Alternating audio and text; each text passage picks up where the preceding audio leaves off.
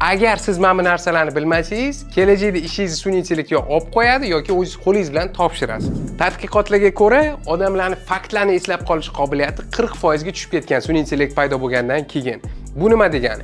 Bu odam miyasi arzon dopaminga o'rganib qo'ygan. Qanaqa qilib bize istalgan informatsiyani, istalgan ma'lumotni sun'iy intellekt biladi deymiz. Har doim qo'l ostimizda bu hamma narsani biladi.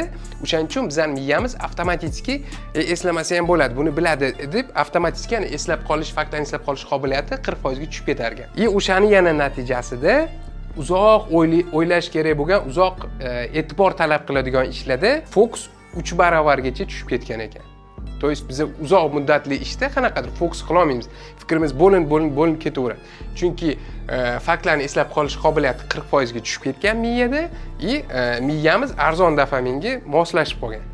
O'shaning uchun sun'iy intellektni quli bo'lib qolmasligi uchun biz sun'iy intellektga o'zimizni ishimizni o'zimiz fikrlash topshirish kerak emas. Nabarot, biz asosiy mantiqiy fikrlaydigan ishlarni o'zimiz qilib, istalgan sohadagi mana shunaqa oddiy odam qilsa bo'ladigan ishlarni sun'iy intellektga qildirsak bo'ladi. Sun'iy intellektga qul bo'lib qolmasdan uni qulday ishlatish uchun sahifamga obuna bo'ling, men o'rgatib boraman.